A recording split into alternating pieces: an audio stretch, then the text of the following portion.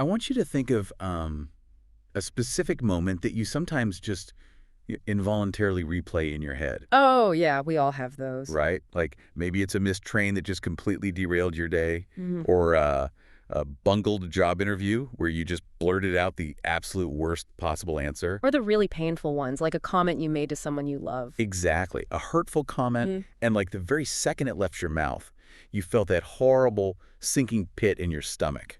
You knew you couldn't take it back. Yes. We all have that highlight reel. It's that heavy, agonizing feeling of the what if and the if only. Yeah, it's a universally shared human experience. And usually when that feeling hits us, our immediate instinct is to just, push it away. We try to distract ourselves. We treat that sensation like it's a malfunction in our brains, a glitch that's just causing unnecessary suffering. But today, we're actually going to completely upend how you look at that feeling.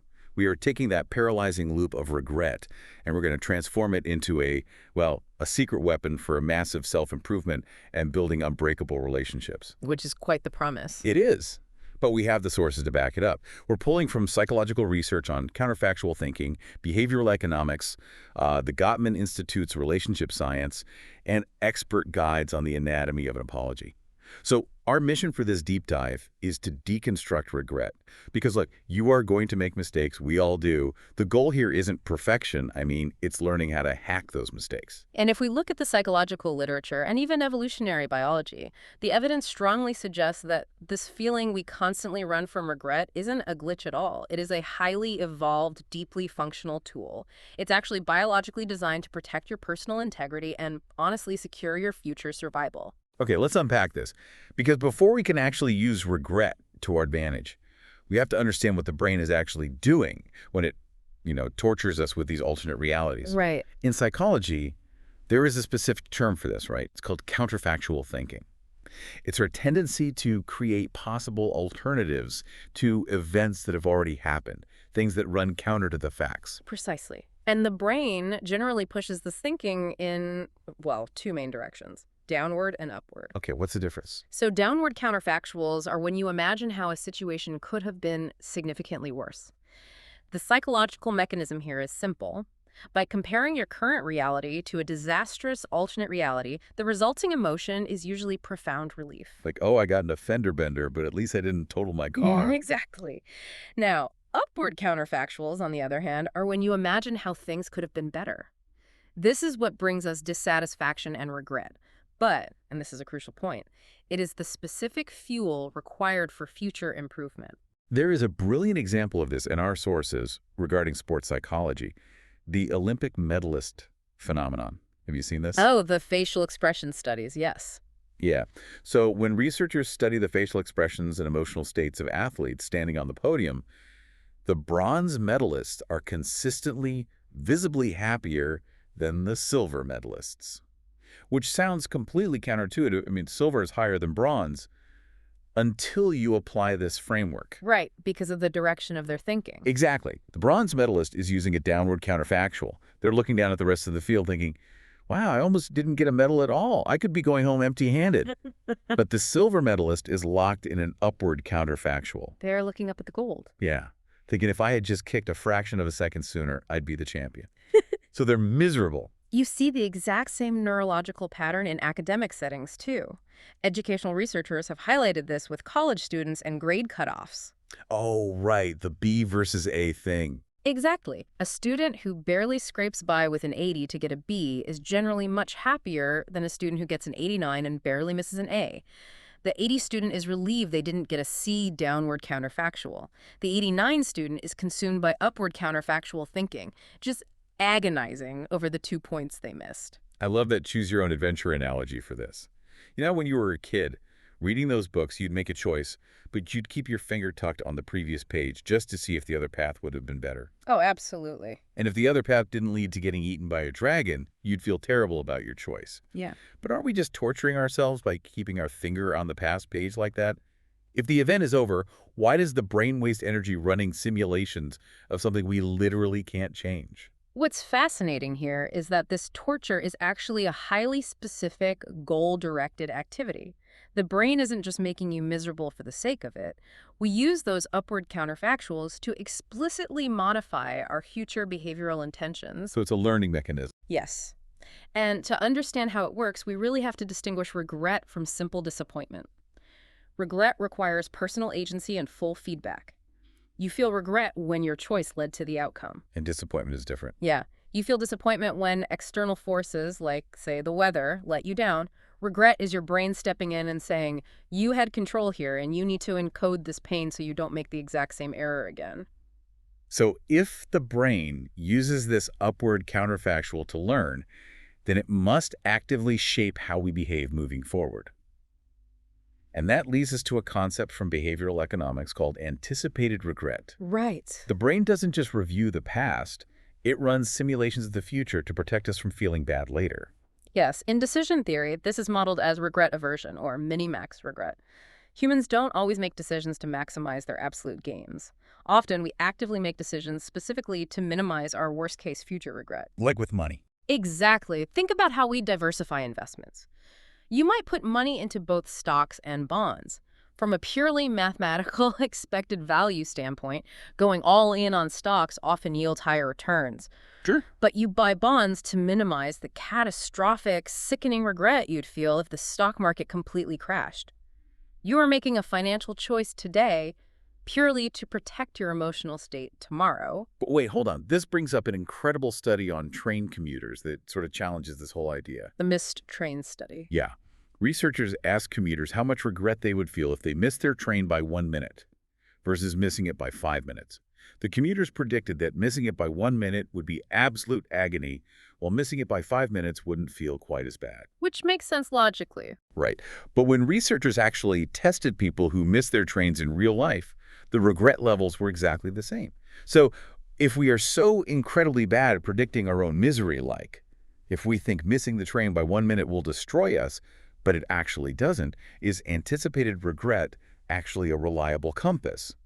Or is it just a broken alarm system? That is a brilliant challenge to the theory, but the answer is that the alarm system isn't broken at all. We just fundamentally misunderstand our own psychological immune system. What do you mean? In the train scenario, commuters falsely predicted massive regret because they failed to account for how quickly their brains would find an external scapegoat. Oh, wow. When they actually missed the train by 1 minute, the brain immediately went into self-protection mode. They didn't blame themselves. They blamed a slow walker on the stairs or a malfunctioning ticket machine. They outsourced the blame, which mitigated the regret. So the brain essentially buffers the pain for us in the moment. Exactly. But the alarm system itself, that anticipated regret, is deeply necessary. If we look at Plutchik's Wheel of Emotions, which is a foundational psychological model, it organizes emotions by their evolutionary utility. Okay. It shows us that no emotion is inherently bad. Emotions are purely signals, and their primary mechanism is that they intensify if left unchecked. A simple annoyance hardens into absolute rage if the boundary violation continues. Regret is a high-intensity signal trying to enforce your core values and protect your integrity. I get that conceptually, but if Plutchik's model says no emotion is bad, how do you explain the literal physical anxiety of regret? I mean, when I mess up, my stomach is in knots. I can't sleep. That feels functionally bad to me. That physical knot is exactly what makes it effective. The knot in your stomach is an evolutionary cattle prod. A cattle prod. Yes, it's supposed to be uncomfortable, so you pay attention to it. The physiological response, the type test, the racing thoughts, is your nervous system demanding that you analyze the error. The danger isn't feeling that physical response. The danger is when regret hardens into rumination. Which means getting stuck. Precisely. Rumination is a broken loop. It's when regret stops being a functional tool for behavioral change and instead becomes a source of chronic anxiety or depression. You aren't learning anymore. You're just bleeding. And what we ruminate on actually changes over time, Right. right? There's a fascinating split in the research between action and inaction. Oh, yes. This is a crucial distinction. In the short term, we deeply regret the things we did, our actions. We regret the stupid joke we told at the party. But in the long term, over a span of decades, the regrets that truly haunt us are the things we didn't do, the inactions. Yeah. In Western society, the #1 regret reported by adults is actually related to education. People regret not studying more or not pursuing a different degree. Why is that? Our sources call it the lost opportunity principle. And the mechanics of the lost opportunity principle are devastating. Regret intensifies exponentially when we perceive that the window of opportunity to take corrective action has permanently closed. Oh. When you make a bad investment, you can still earn more money. The window is open. When you miss out on an educational path in your youth and you're now 70 years old, that window feels closed. The brain can't use upward counterfactuals for future behavior because there is no future behavior available for that specific event. You see this profoundly at the absolute end of life. Bronnie Ware, an Australian palliative care nurse, recorded the most common deathbed regrets of her patients over many years. That's a powerful study. It really is. The overwhelming number one regret wasn't about a specific catastrophic mistake they made. It was, I wish I'd had the courage to live a life true to myself, not the life others expected of me. That is the ultimate regret of inaction, the ultimate closed window. It is the starkest reminder that playing it safe emotionally often guarantees the exact pain we are trying to avoid. That is heavy. But it perfectly explains why this emotion gets so complicated when other people are involved. Because when that internal alarm of regret involves hurting another person, not just failing yourself, the emotion fundamentally shifts. It moves from personal regret to moral remorse. And confronting the reality that we hurt someone else often triggers our absolute worst defense mechanism. Blame game. Exactly. Let's define the difference clearly here. Regret is dissatisfaction with a personal outcome. It's about you. Remorse is a deep moral pain for harming someone else. It requires immense empathy, and remorse is incredibly difficult to sit with neurologically. So we avoid it. Right, so we deflect. We use blame. Blame feels incredibly compelling in the moment because it offers stabilizing clarity. It's a protective shield against grief, against shame, against the terrifying core human fear that if we are flawed, we might be unlovable. Psychoanalysts call this projection. We take our own feared flaws, our own guilt, and we project them onto our partners. And the sheer volume of opportunities we have to do this is staggering. According to Dr. John Gottman's renowned relationship research, partners are emotionally available to each other only 9% of the time. Just 9%? Think about that math. That means 91% of your relationship is ripe for miscommunication. One of you is distracted or tired, hungry, or stressed 91% of the time. Failure isn't just a possibility. Failure is mathematically guaranteed. Which is strangely comforting if you look at it the right way. How so? It aligns perfectly with the pediatrician and psychoanalyst Donald Winnicott's concept of the good enough mother. Winnicott found that the difference between psychologically healthy children and struggling children wasn't that the good mothers never made errors. Okay. It was what they did with those errors. It was entirely about how they repaired the bond after an inevitable rupture. Here's where it gets really interesting. Think of that 9% emotional availability like a terrible Wi-Fi signal. If you know the connection is guaranteed to drop constantly, relationship success isn't about perfectly preventing the drop. You literally can't. It's entirely about how fast and how well you can hit reconnect. I love that metaphor, but let's push it further to explain how that works in practice. Mentalization is essentially rebooting the router. Mentalization. Yes. Yeah. When you just yell at the dropped Wi-Fi signal saying, "Why isn't this working? You always do this," that's blame. It accomplishes nothing. Rebooting the router requires stepping back, acknowledging the system, and asking, why did this disconnect? Mentalization is a genuine, open curiosity about the other person's internal state and your own. So how do we actually do that in the middle of a fight? You pause the immediate reaction, and you ask yourself what fear is operating beneath the surface. When you replace blame with curiosity, a massive neurological shift happens. You engage your prefrontal cortex. You stop repeating old, unconscious childhood trauma templates. Yeah. You start to realize that surface conflicts, screaming arguments about the dishwasher or being 5 minutes late, are almost never actually about the dishwasher. They are masking much deeper fundamental fears of abandonment, inadequacy, or not being valued. Okay, so let's say I actually do that. I drop the blame, I get curious about what's really happening, and I feel genuine remorse instead of just defensive regret. Yeah. Still have to actually execute the repair. I mean, having all the right internal feelings is completely useless if I open my mouth and deliver a terrible apology. Exactly. And Dr. Gottman's Love Lab research reveals something surprising about this step. The foundation of a successful repair isn't eloquence. It isn't having the vocabulary of a therapist. The foundation is friendship. Yes, the example from our sources of the Love Lab chemist and his wife was so revealing. It really is. So he comes home, He doesn't know when dinner is, and she's incredibly frustrated because the kids are hungry and screaming. He suggests, entirely practically, why don't you feed the kids a snack? Which is a terrible thing to say in that moment. The worst. She gets deeply offended, thinking he's treating her like an idiot who doesn't know how to feed her own children. The tension spikes, the fight is brewing, but his repair attempt, it wasn't a beautifully worded 5-point apology. It was just a big, stupid grin. Right. And she laughed, and the tension broke instantly. It worked strictly because their underlying friendship and emotional bank account were strong enough to absorb the friction. But when a deeper hurt has occurred, a real betrayal of trust or a significant emotional wound, a grin isn't going to cut it. You need a structured apology. And the very first psychological hurdle here is understanding the profound difference between intent and impact. Saying, "I'm sorry you feel that way," is not an apology. It is an insult. Because it shifts the blame entirely. Exactly. Saying, "I'm sorry you feel that way," tells the victim's amygdala, the brain's threat center, that they are the problem for having a reaction to your behavior.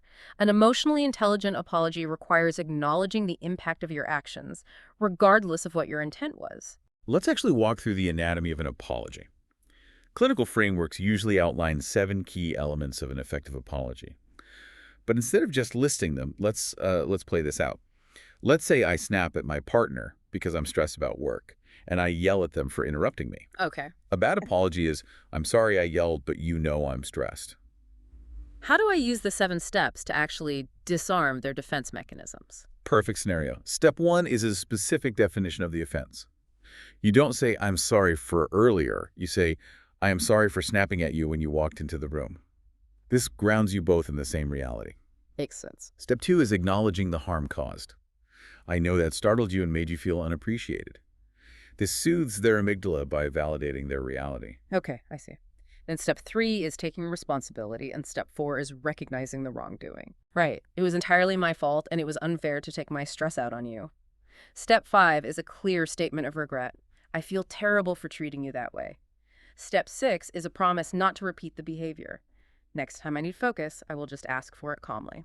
And then there is step 7, the explanation, which, according to the research, comes with a massive flashing warning label.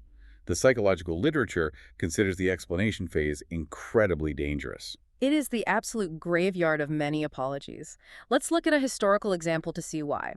And just to be clear, we are purely looking at the anatomy of the apology here, not endorsing any political stance or getting into the politics of the time. Right, purely as an example of apology structure. Exactly. In 1995, Senator Al D'Amato went on a radio show and used a mocked, stereotyped accent to make fun of Judge Lancito. The public backlash was immediate and intense. His office's first response, his first apology, was a press release that said, "If I offended anyone, I'm sorry. I was making fun of the pomposity of the judge." Which just threw gasoline on the fire. Exactly, because it was dismissive. It used the dreaded "if I offended anyone," which questions whether the harm even exists. And the explanation, "I was making fun of his pomposity," was used purely to justify the bad behavior. It failed every metric of repair. So what did he do? Well, the next day, realizing his error, D'Amato stood on the Senate floor and delivered a second apology. He said, "My remarks were totally wrong and inappropriate. I know better. I am deeply sorry for the pain I have caused. I offer my sincere apologies." He took direct, unambiguous ownership without trying to justify it. That is what successfully began the repair process. But I have to push back here because this is something I really struggle with. I always want to include the explanation part of the apology. I want the person to know I didn't mean to be a monster. I want them to know my context, like in our scenario, that I was just stressed about work. Does explaining my side automatically sound defensive? Does it completely ruin the apology? If we connect this to the bigger picture, the explanation is a tightrope. It can only work if it is firmly coupled with total accountability. The rule of thumb is, if your explanation includes the word "but," as in, "I'm sorry I yelled, but you were stressing me out," you have destroyed the apology. You've introduced blame. Oh, that makes sense. An explanation should only add context, never an excuse. You can say, "I am so stressed about work today and I wrongly took it out on you." That makes so much sense. It's about vulnerability, not defense. Ultimately, an emotionally intelligent apology is about choosing temporary, acute discomfort to protect long-term connection. You are subordinating your ego for the sake of the bond, and when you do that successfully, it often allows for the ultimate goal of conflict resolution. the exchange of apologies. Big exchange. Yes. When one person takes radical accountability, it makes it safe for the other party to lower their shield and take responsibility for their portion of the miscommunication. So what does this all mean? If we step back and look at this journey we've taken today, regret is not a personal failing. It is a biological upward counterfactual specifically designed to teach you. By understanding the profound difference between regret and moral remorse, by doing the incredibly hard work of dropping that protective shield of blame, and by mastering the true anatomy of an apology, you can actually turn your biggest mistakes into your greatest relational strengths. You can hit that reconnect button on the Wi-Fi and the signal comes back stronger. And I want to leave you with one final, truly mind-bending idea pulled from recent neuroscience research. We humans tend to think of this agonizing self-reflection, this burden of regret, as a uniquely human trait, something tied to our advanced consciousness. Right. But neuroscientists have discovered that we are not alone. Rats and bonobos actually experience regret. Wait, really? Rats? Yes, researchers set up specific scenarios where rats make a poor choice and miss out on a significantly better reward. And the rats don't just blindly move on to the next task, they physically pause. They look backward at the missed opportunity. That's wild. And neuroimaging shows they exhibit specific neural patterns of remorse in their orbitofrontal cortex, which is the area of the brain responsible for decision-making and evaluating rewards. They process the error, and then they fundamentally alter their future behavior based on that feeling. That is unbelievable. If even a rat pauses to reflect on a bad choice and has the neurological hardware to feel the pain of a missed opportunity, maybe regret isn't a uniquely human burden at all. Maybe it is the fundamental evolutionary spark of consciousness itself. It is a built-in biological time machine. It allows us to literally rewrite our future simply by agonizing over our past. A biological time machine. So next time you're staring at the ceiling, replaying that missed train or that bungled conversation in your head, remember, you aren't just torturing yourself, you're rewriting your future. See you on the next Deep Dive.